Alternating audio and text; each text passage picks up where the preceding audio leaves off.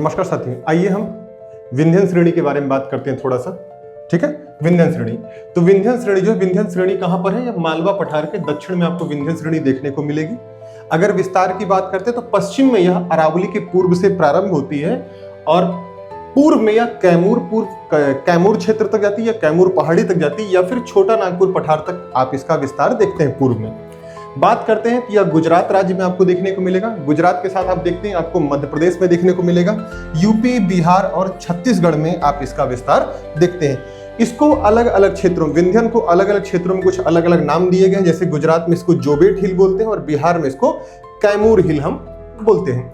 कुछ और पॉइंट, विंध्यन श्रेणी के दक्षिण में, अगर विंध्यन श्रेणी था, विंध्यन श्रेणी के दक्षिण में बहने वाली नदी नर्मदा इसे सतपुड़ा से अलग करती है। तो आप देखेंगे नर्मदा नदी के आपको दक्षिण में सतपुड़ा श्रेणी आपको यहां देखने को मिलेगी। नर्मदा नदी के दक्षिण में आपको ये सतपुड़ा श्रेणी आपको देखने को मिल रही है। फिर आप बात करेंगे इस श्रेणी में बलुआ पत्थर और चूना पत्थर की प्रधानता होती, जिस कारण आप देखेंगे जिस कारण इन पत्थरों का प्रयोग भवन निर्माण के लिए किया जाता है। अगर भवन निर्माण का कोई क्षेत्र, भवन निर्माण के लिए कहीं पत्थर चाहिए तो कहां से मिलेंगे? विंध्यन श्रेणी से मिलेंगे। इस श्रेणी से धात्विक खनिज, यहाँ पे धात्विक खनिजों का अभाव होता है, यहाँ धात्विक खनिज आपको देखने को नहीं मिलेंगे।